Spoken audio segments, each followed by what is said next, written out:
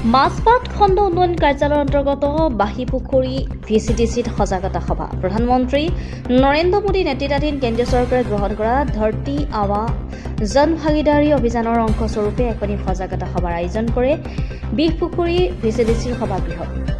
ভিচিডিচিৰ সভাপতি লাডু লোহাৰ সঞ্চালনত আয়োজিত সভাত বিভিন্ন বিভাগৰ চৰকাৰী বিষয়াসকলে চৰকাৰী আঁচনিৰ সুবিধা কিদৰে লাভ কৰিব পাৰি সেই সন্দৰ্ভত ৰাইজক অৱগত কৰে। প্ৰতিকূল বতৰকো নেওচি ৰাইজ তথা বিষয়াসকলে আগবঢ়োৱা সহযোগিতাক ভিচিডিচিটোৰ দায়িত্বত থকা অভিযন্তা সহদেৱ শৰ্মাই ধন্যবাদ জ্ঞাপন কৰিছে। চাহ বাগিচা অঞ্চলৰ শ্ৰমিক ৰাইজৰ বাবে আয়ুষ্মান কাৰ্ড, ৰেচন কাৰ্ড, বিনামূলীয়া স্বাস্থ্য পৰীক্ষা ঔষধ প্ৰদান ব্যৱস্থা এই সভাতে গ্ৰহণ কৰা হয়। আজি সজাগতা সভাত যিখিনি আমি প্ৰয়োজনবোধ কৰিছিলোঁ সেইখিনি আমি সাফল্য হৈছোঁ বুলি আমি অনুভৱ কৰোঁ। কাৰণ আমাৰ যিখিনি ডিপাৰ্টমেণ্ট আহিব লগা আছিলে সকলো ডিপাৰ্টমেণ্ট আহিছে আৰু তেওঁলোকৰ পৰা যথেষ্ট সঁহাৰি পাইছোঁ আৰু ৰাইজৰ পৰাও যথেষ্ট সঁহাৰি পাইছোঁ। গতিকে ৰাইজৰ যিবিলাক অভিযোগ আছিল তেওঁলোকে দাখিল কৰিবলৈ সক্ষম হৈছে আৰু সেই হিচাপে আমি ভাবোঁ যে আমি আজি সজাগতা সভাত সফল হৈছোঁ। বাঁহীপুখুৰী ভিচিডিচি অন্তৰ্গত বাঁহীপুখুৰী মজদুৰ ক্লাবত যি আপোনাৰ ধৰতী আবা জনভাগিদাৰী অভিযানৰ সৌজন্যত সজাগতা শিবিৰ অনুষ্ঠিত কৰিছে।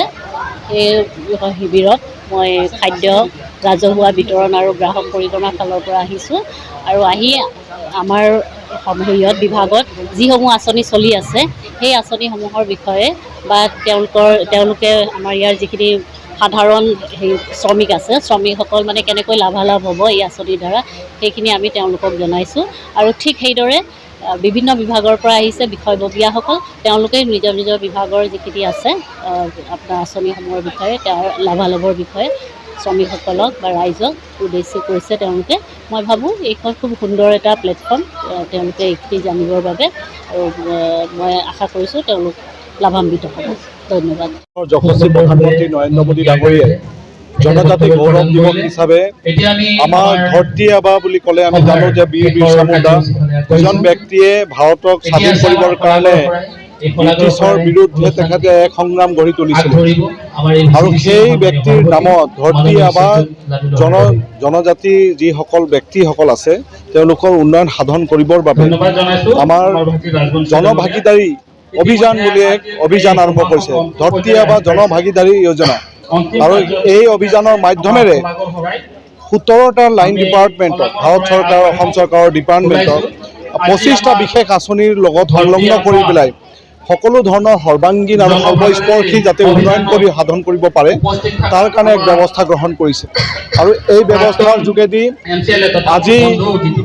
আজি আমাৰ মাজবাট উন্নয়ন খণ্ডৰ অন্তৰ্গত মাজবাট বিধানসভা সমষ্টিৰ অন্তৰ্গত মাজবাট উন্নয়ন খণ্ডৰ অন্তৰ্গত আজি 5 নং চেৰভাং পৰিষদীয় সমষ্টিৰ অন্তৰ্গত মাজবাট যি উন্নয়ন খণ্ড আছে ইয়াৰ বাঁহীপুখুৰী ভিচিডিচিত আজি এই শুভ এক সজাগতা সভা হৈ গৈছে আৰু ইয়াত বিভিন্ন লাইন ডিপাৰ্টমেণ্টৰ ব্যক্তিসকল ইয়াতে উপস্থিত আহিছে আৰু সকলোৱে এটা বস্তু জানিব পাৰিছে যে বিভিন্ন যে আজি মাননীয় প্ৰধানমন্ত্ৰী ডাঙৰীয়াই সকলো স্তৰৰ মানুহক সহায় কৰিবলৈ আগবাঢ়ি আহিছে। 1 নম্বৰ অৰ্থনৈতিক অৱস্থা যাতে ভাল কৰিব পাৰে, 2 নম্বৰ শৈক্ষিক ব্যৱস্থা যাতে ভাল কৰিব পাৰে, ইয়াৰ লগতে সামাজিক ব্যৱস্থা যাতে ভাল কৰিব পাৰে তাৰ কাৰণে এক ব্যৱস্থা গ্ৰহণ কৰিছে। এতিয়া আপোনালোকে জানে একলব্য বিদ্যালয় প্ৰায় 750টাতকৈ অধিক একলব্য বিদ্যালয় এতিয়া ভাৰতবৰ্ষত হ'বলৈ গৈ আছে। আমাৰ অসমতো কেইবাখনো একলব্য বিদ্যালয় হ'ব।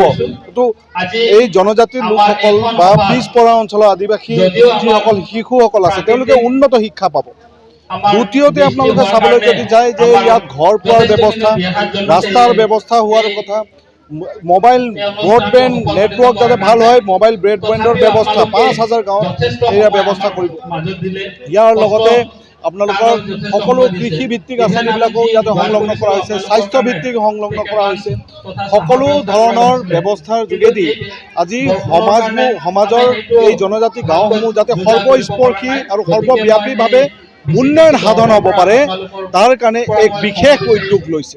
গতিকে আমি ভাবোঁ মাননীয় প্ৰধানমন্ত্ৰী ডাঙৰীয়াক ধন্যবাদ জনাইছোঁ আৰু মাননীয় মুখ্যমন্ত্ৰী ডক্টৰ হিমন্ত বিশ্ব শৰ্মা ডাঙৰীয়াকো আমি ধন্যবাদ জনাইছোঁ যে তেখেতে ইমান ধুনীয়াকৈ আগুৱাই লৈ যোৱাৰ কাৰণে ব্যৱস্থা গ্ৰহণ কৰিছে। ইয়াৰ দ্বাৰা আমাৰ জনজাতি ব্যক্তিসকলৰ বা আমাৰ আদিবাসী ব্যক্তিসকলৰ উন্নয়ন হোৱাত কোনো বাধা যাতে তেওঁলোকে নহ'ব আৰু উন্নয়ন হোৱাত যথেষ্টখিনি সহায়ক হ'ব। ধন্যবাদ। প্ৰথমতে মই আমাৰ যিসকল অতিথি আহিছিলে, আমাৰ LCL দীপক মোৰ ডাঙৰীয়া, XMCL বন্ধুবৰ জিতু কিষাণ ডাঙৰীয়া আৰু 17টা ডিপাৰ্টমেণ্টৰ অসম চৰকাৰৰ 17টা ডিপাৰ্টমেণ্টৰ পৰা আহিব পৰা অফিচাৰসকলক মই প্ৰথমতে ধন্যবাদ জনাব বিচাৰিছোঁ। তেখেতসকলে আজি এই অনুষ্ঠানটো আহি আজি যি কাৰ্যসূচী আছিলে ধৰতী আব্বা ভাগিদাৰী জনভাগিদাৰী অভিযানৰ যিটো সজাগতা সভা আছিলে, সেই সজাগতা সভাত খুব ধুনীয়াকৈ মানে সাফল্যমণ্ডিত হোৱা বুলি মই ভাবোঁ আৰু হৈছে। যদিও আমাৰ মানে প্ৰাকৃতিক দুৰ্যোগ কিছু বিজুতি দেখাৰ পিছতো কিন্তু তেখেতসকলে আহি ৰাতিপুৱা 9টাৰ পৰাই আহিছে আৰু তেওঁলোকে এতিয়া প্ৰায় 3টা বাজিল। তো গতিকে তেখেতসকলক মই ধন্যবাদ জনাবই লাগিব আৰু আজি সাফল্যমণ্ডিত হৈছে। আৰু আমাৰ যিখন মানে আজি এই ধৰতী আব্বা জনভাগিদাৰী অভিযানৰ মানে সজাগতা সভা যোনটো হৈছিলে, মই ভাবোঁ এই অনুষ্ঠানটো কিন্তু প্ৰথমতে আমাৰ ভাৰতৰ প্ৰধানমন্ত্ৰী মোদীজীক আমি ধন্যবাদ দিবই লাগিব।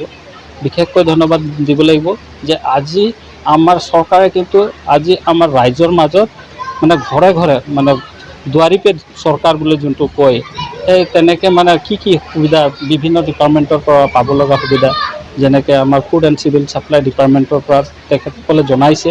আৰু তাৰ লগতো আমি কিছু আবেদনো পাইছোঁ যে যাৰ যাৰ ৰেচন কাৰ্ড নাই বা যাৰ যাৰ ৰেচন কাৰ্ড আছে যদিও তেওঁলোকৰ পৰিয়াল অন্তৰ্ভুক্ত হোৱা নাই, তেওঁলোকে কেনেকৈ মানে পৰিয়ালত অন্তৰ্ভুক্ত কৰিব পাৰিব, সেইটো কথাটো আমাৰ ডিপাৰ্টমেণ্টৰ বাইদেউ জনালে। আৰু কিছু আমি অভিযোগ লিখিত আকাৰো পালোঁ। তো ঠিক তেনেকৈ আমাৰ PNRD ডিপাৰ্টমেণ্টৰ পৰা ইতিমধ্যে বিশেষকৈ আমি দুখীয়া ৰাইজৰ কাৰণে বুলি ক'লে প্ৰথম ঘৰখনৰ কথাটো আহে। তো গতিকে ঘৰৰ কথাটো আহিলে আমাৰ যোনটো প্ৰধানমন্ত্ৰী আৱাস যোজনাটো ইতিমধ্যে আমাৰ জিঅ'টেক মানে হৈ গ'ল। তাৰ মাজতে যদি কাৰোবাৰ যদি এৰাই গৈছে তেতিয়াহ'লে আমি তেওঁলোকৰ পৰাও মানে কিহৰ কাৰণে এৰাই গৈছে তেওঁলোকৰ পৰাও মানে বঞ্চিত হৈছে যদি তেওঁলোকৰ পৰা আমি এটা লিখিত আকাৰে লৈছোঁ আৰু সেইটো আমি মানে ওপৰৰ আমাৰ জিলা আয়ুক্তৰ পৰ্যায়লৈকে আমি এইটো দাখিল কৰিম। আৰু খুব সম্ভৱ আমাৰ মুখ্যমন্ত্ৰী ডাঙৰীয়াই ইতিমধ্যে তেখেতে ঘোষণা কৰিছে যদিও কিবা কাৰণত যদি কাৰোবাৰ যদি জিঅ'টেকত বঞ্চিত হৈছে তেওঁলোকে পুনৰ এই সুবিধাটো পাব বুলি কৈছে। তো সেইখিনি আৰু আমাৰ বিভিন্ন হেল্থ হওক, এডুকেশ্যন হওক, তাৰপিছত চাইল্ড ডেভেলপমেণ্টৰ হওক, গোটেইকেইটা ডিপাৰ্টমেণ্টে আমাৰ মানে যোনটো সভা চলি আছে তাৰ মাজতে হিতাধিকাৰীসকল আছে, তেওঁলোকে লগে লগে প্ৰত্যক্ষভাৱে তেওঁলোকে বেনিফিটটো এই সভাতে ল'ব পাৰিছে।